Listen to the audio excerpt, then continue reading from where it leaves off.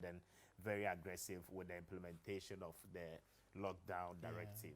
Your take on that quick one, It's become a bit more inconveniencing for commuters because really major roads are sometimes cut off. These are arteries that connect important parts of the city to each other or one another.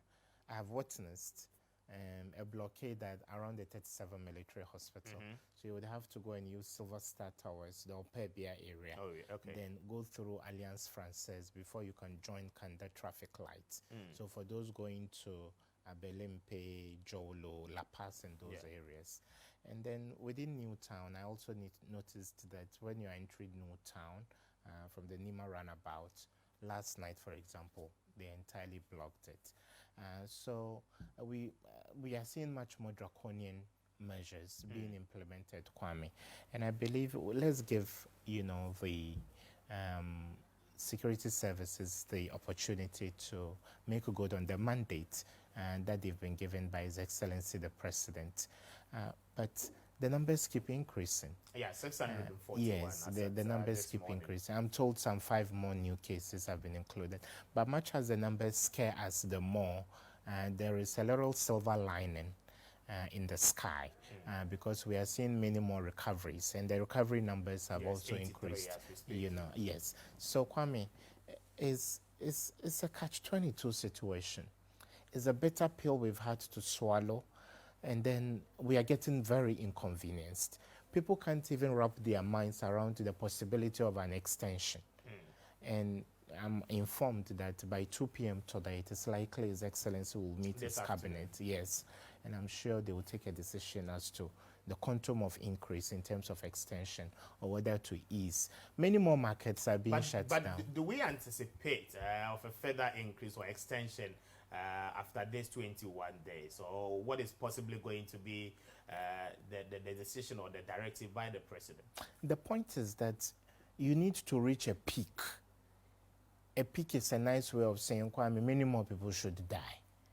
So when you reach a crescendo, then they say you begin to plateau. So when the curve begins to flatten, then there's going to be a natural decline. Some nations think they have gone through that, like Italy. And in Denmark, they are reopening schools. So it's up to us as a third world country. And mind you, Kwame, quarantine centers... We are not at our peak yet. No, we aren't. And your peak 641 is still manageable. Yeah, and your peak could even be deadly because you don't have the resources, the health facilities to be able to cushion people. You are now running to SHS, facilities. Because for me, I anticipate a case count of not less than 5,000 if we keep testing people. And as we are told, we've tested over 50,000 people, and then some of the results are not in yet.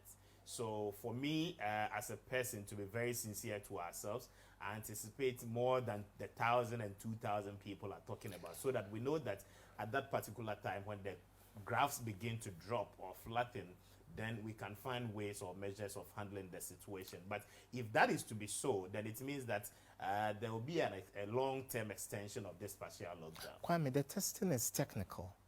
The United States of America doesn't have a vaccine yet, but it has devised a way of slashing down the testing time.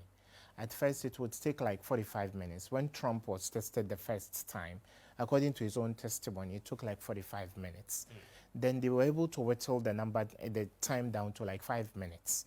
So between 5 and 15 minutes, you can tell whether you have it or not. And initially, they used to take a swab from your nostril, which was very, very inconvenient. So they are trying to devise ways of conveniently testing people and getting results faster.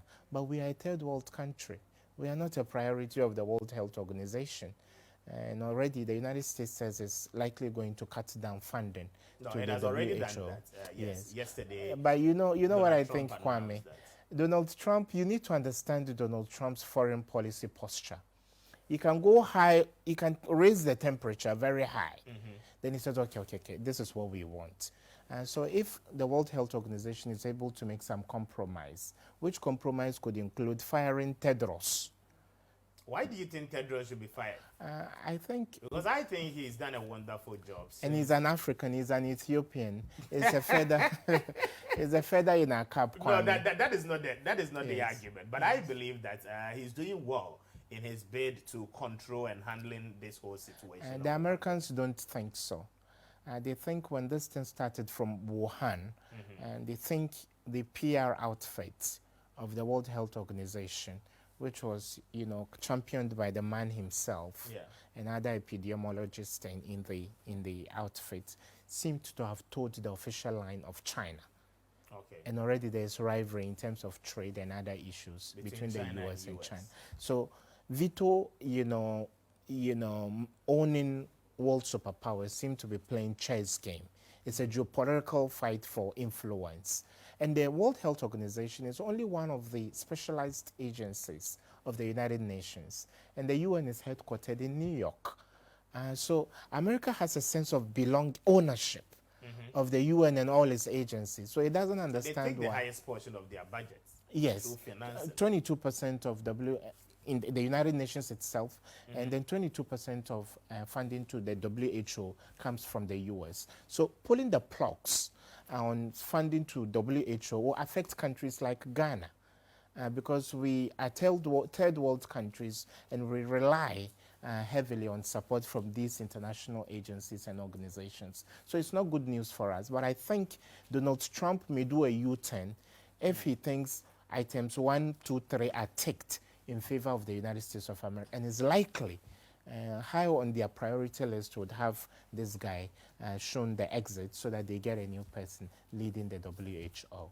Okay, but the question is that what should Ghana be doing in times like this? Because if the US is taking up set decisions, what will be the impact on the African continent at a point where we all know the situations we find ourselves, and then our inability to pull out with resources in managing this whole pandemic? Last night, I was with a medical resident. When you come straight from out of medical school, you do your housemanship, you become a resident and all that. And the person mentioned, we were discussing COVID-19, a professor who taught them in medical school, and the man died recently. So there was an attempt by the Republic of Ghana, Kwame, just to tell you the extent to which countries like ours would have to struggle during this time. A chartered plane, no, the private jet meant for the president was actually taken out. Yeah, to South Africa. Yes, and now they are Just saying to be able Kenya. to save it. Yes, whether Kenya or South Africa, but unfortunately he passed away. So we would have to spend some more. We may be stretched thin. And when eventually His Excellency announces an extension, I have a feeling that 1 or 2 more regions could be added, regions that are close to the Ashanti region and the Greater Accra region. So we are talking the Eastern region and the Central region.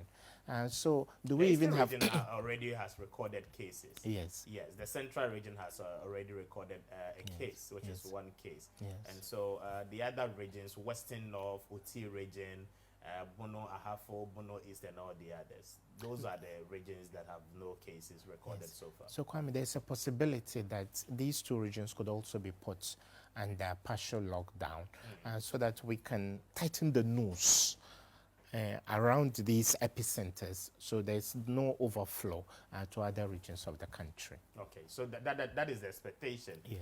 So definitely the president is going to announce further extension of the lockdown. I don't sit in cabinet, but when I piece together the slivers of information trickling out and the reality on the ground as well, we've not peaked, we've not plateaued, there is no vaccine, we don't have the capability to do mass testing. It means that the virus may be spreading in a subtle way. So as a country, I don't think we would take chances by calling off this, but I think, Kwame, we need to incrementally see economic activities resume. I don't know how they can do it. Journalists have been exempted, but journalism is just like civil service. Yeah. You work for your employer, you get paid at the end of the month. That is if your pay even comes in time or on time. But petty trading, petty trading makes liquidity quite ubiquitous within the population. A plumber working here, an electrician working there. And so short supplies should be allowed to take place so that people can, mechanic shops have even been shut down. You can't buy anything. And so I think we should look at how sparsely populated some of these, professions are, so that we give them a pass that you can open, so there will be some liquidity for people to get by. Because one, there's an accusation of politicization of the distribution of food, and you saw an MP from the opposition side come heavily to say that people have to show their ID, show proof of being membership, proof of membership to the NPP before they are given food. And so such allegations, yes, so such allegations, whether verified or not, or speculative, don't augur well for the kind of response we need as a country. So there are serious challenges, too many challenges for the president to pull the plugs on the lockdown. Okay, but let's look at the international front and then the African continent as a whole. You are an international relations person as well. That is why I want to pose that to you. Now, looking at the circumstance where we find ourselves, trial, vaccines, and all of that, to what extent is the African continent going to be able to absorb the heat after this particular pandemic? Because it looks as if we are all running to the IMF for support. Ghana is already being issued 1 billion. I'm told it will come today. We will receive the money in our accounts today, or better still tomorrow, which is Friday. How do we manage the situation? Because it looks as if there is no sort of researchers on the African continent trying to put together ideas and see how we can equally come out with something. Everything seems as if we are depending on the World Health Organization and then the Western world for solution or possible vaccine. Kwame, the African brain is not a poor brain. It's only a brain that has been underutilized. Africans are smart people, and anytime there is an opportunity for dark-skinned people from this continent to occupy the same lecture halls with Caucasians, we have outsmarted them. We have outwitted them. We have done better in many instances. And so I think we just have to resource local content in terms of research. Already Noguchi announced that scientists or government, somebody announced that scientists in the country had been able to classify COVID-19. So classification to an untrained mind like mine would mean we are not yet there yet. It's just like saying there's food for you for lunch, but what I can provide you now is the aroma. The aroma will not quench will not stop the starvation or hunger. So I believe it is important that we intensify the efforts we are making. But look at our laboratories. They are in a sorry state. And look at the conditions under which our medical professionals work. No insurance cover. We are now thinking of insurance cover for frontliners. Poor remuneration, no decent accommodation in most cases. And so it is important that whatever money is coming, we should have an immediate measure, a medium-term one, and a long-term one. It doesn't mean spend all of that because it's not free. Okay. Nobody is ready to give you anything for free. We are going to pay for it eventually. All right, so let's wrap it up here. So your final words to the people who are watching you this morning. How should Ghanaians take it? Should the president announce an extension today of the partial lockdown? Right from day one, Kwame, I've not been a proponent of the lockdown. It's likely we will see that come true. The lockdown is causing a lot of harm to people. People are starving. People who would on a normal day step out of their gates and work have turned into refugees in our own country because they have to live on subsistence from philanthropy. And the philanthropists too, we don't see them any longer. Yeah. Yes, I told you it wasn't sustainable. Yes, so Kwame, it's a bitter pill we've all had to swallow. And let's hope we're able to endure it until eventually